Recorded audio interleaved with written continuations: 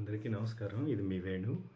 ఈరోజు ప్రధానమైన వార్త ఒకటి అమెరికా విధించిన సంఘర్షణ అయితే, ఇంకో ప్రధానమైన వార్త చూసింది హైదరాబాద్ కాలుష్యం గురించి. సో, ఈ వీడియో హైదరాబాద్ కాలుష్యం మీద చేద్దాం అనుకుంటున్నాను.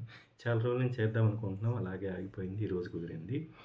ఈరోజు ఒక ప్రధాన వార్త ఏంటంటే, హైదరాబాద్ కాలుష్యం కూడా కొన్ని ప్రాంతాల్లో సపోజ్ కేబీహెచ్‌పీ గాని కొన్ని ఏరియాల్లో ఢిల్లీకి సమానంగా కాలుష్యం ఉంది. అంటే నువ్వు అక్కడ గాలి పీలిస్తే 30 సిగరెట్లు తాగినంత ప్రమాదకరం అన్న స్థాయిలో ఉంది అనేది ఒక ప్రధాన వార్త ప్రచురించాయి అన్ని పత్రికలు గూడా. ఏదో ఒక ఇండెక్స్ ప్రకారం. కానీ యాజ్ యూజువల్‌గా కొన్ని ఇండెక్సెస్ ఇది లేదు, అంత కొంచెం తక్కువగానే ఉంది, అంత ప్రమాదకరమైందేమీ కాదు అన్నట్టు కొన్ని ప్రచురించాయి. కొన్ని సంస్థలు, కొలిచే సంస్థలు. కానీ ఇక్కడ గమనించాల్సిందేంటంటే, నేను ప్రత్యక్షంగా గమనించింది గూడా, హైదరాబాద్ కాలుష్యం చాలా వరకు పెరిగింది. గడిచిన 10 సంవత్సరాలతో పోలిస్తే. చాలా పెరిగింది. ఎంత అంటే, ఫర్ ఎగ్జాంపులు నేను అంజయ్ నగర్ గచ్చిబౌలి నుంచి మైండ్ స్పేస్ ఐటీ పార్క్‌లో ఉన్న ఆఫీస్‌కి నడిచెళ్తున్నాను. 2.5 కిలోమీటర్స్ అరౌండ్. నేను అక్కడికి వెళ్ళేసరికి విపరీతమైన గొంతు నొప్పొస్తుంది. ఎందుకంటే, ఆ పొల్యూటెడ్ ఎయిర్‌ని పీల్చినందువల్ల. సో, ఖచ్చితంగా నాకనిపించిందేంటంటే, పొల్యూషన్ విపరీతంగా ఉంది. అండ్ ఇది మన ఆరోగ్యం మీద బాగా ప్రభావితం చూపిస్తుంది అని చెప్పొచ్చు. కానీ అది ఎంతవరకు అనేది రకరకాల సంస్థలు చెక్ చేయాల్సి ఉంటుంది. ఇంకొకటి, ఇక్కడ ప్రతి ఒక్కళ్ళు బెంగుళూరు ట్రాఫిక్ పెరిగింది అనటం ఫేస్‌బుక్కుల్లో గాని, ఇన్‌స్టాల్లో గాని మనం చాలా రకాలుగా చూస్తున్నాం. చాలా సంస్థల అధిపతులు గూడా బెంగుళూరులో ట్రాఫిక్ విపరీతంగా పెరిగిపోయింది అని. కానీ హైదరాబాద్ గూడా సరిసమానంగానే ఉంది బెంగుళూరు ట్రాఫిక్‌కి. ఎందుకంటే మీరొకటి గమనించండి. హౌసింగ్ బోర్డ్ నుంచి హైటెక్ సిటీకి మీకు ట్రాఫిక్ లేకపోతే వయా ఫ్లైఓవర్ ద్వారా, జేఎన్‌టీయూ ఫ్లైఓవర్ ద్వారా 15 నిమిషాల్లో వెళ్తారు. అదే వర్కింగ్ డేలో మీకు ఎంత టైం పడుతుంది? మినిమమ్ 30 మినిట్స్ నుంచి 45 మినిట్స్ దాకా పడుతుంది. దీన్నెవరు మాట్లాడరు. అదేమంటే బెంగుళూరు ట్రాఫిక్ పెరిగింది అంటారు. ఇంకొక ఎగ్జాంపులు, గచ్చిబౌలి ఔటర్ రింగ్ రోడ్ నుంచి మీరు కార్పొరేట్ ఆఫీసులకి వెళ్ళటానికి ట్రాఫిక్ ఏమీ లేకపోతే జనరల్‌గా 15 నిమిషాలు, 20 నిమిషాలు. కానీ మీరు పొద్దున 9:30, 10కి చూడండి. ఎంత ట్రాఫిక్ ఉంటదో మినిమమ్ 40 నిమిషాలు పడుతుంది.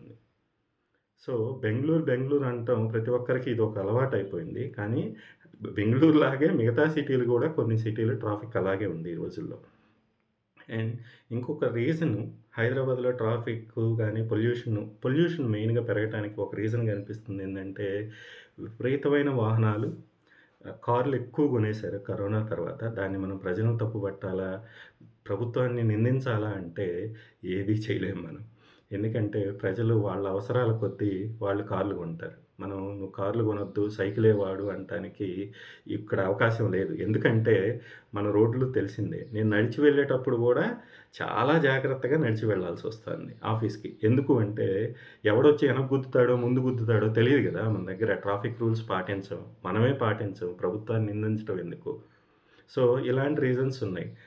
ఇంకొకటి, విపరీతమైన వాహనాలు పెరగటం ఒకటీను. ఇంకొకటి, కన్‌స్ట్రక్షన్ చాలా జరుగుతుంది హైదరాబాద్‌లో. ముఖ్యమైన ఏరియాల్లో ఎక్కడ చూసినా మీకు కన్‌స్ట్రక్షన్స్ జరుగుతూనే ఉన్నాయి.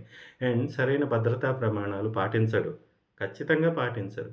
99% సరైన భద్రతా ప్రమాణాలు లేవక్కడ. మీరు తీసుకుంటే మైండ్ స్పేస్‌లో రాయదుర్గం మెట్రో ఆఫీస్ నుంచి మైండ్ స్పేస్ లోపలికెళ్ళేటప్పుడు మీరొక్కసారి ఎవరన్నా గమనించారా? తెల్లటి పొగలాగా మట్టి స్ప్రెడ్ అవుతుందక్కడ లోపల కన్‌స్ట్రక్షన్ వల్ల. అండ్ ఈ కొండను తొలుస్తున్నారు చిన్నగా లోపల కన్‌స్ట్రక్షన్ కోసం. తెల్లటి పొగలాగా కప్పేసుంటుంది. పగలు ఎప్పుడైనా వెళ్ళండి మీరు. ఆ పొగంతా మనం పీలుస్తున్నాం నడిచి వెళ్ళేటప్పుడు గానీ, వాహనాల మీద వెళ్ళేటప్పుడు గానీ. సో, దీన్ని ఖచ్చితంగా మనం ప్రభుత్వాన్ని అడగొచ్చు.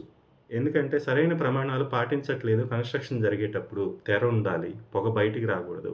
వాటర్ స్ప్రెడ్ చేయాలి. ఏదన్నా బ్లాస్టింగ్ చేసేటప్పుడు గానీ, తవ్వేటప్పుడు పొగొస్తున్నప్పుడు, మట్టి వస్తున్నప్పుడు వాటర్ స్ప్రెడ్ చేసి ఆపొచ్చు. ఇలాంటి భద్రతా ప్రమాణాలు పాటించాలని ఖచ్చితంగా రూల్స్‌లో ఉంటాయి. అయి ఎవరు పాటించరిక్కడ.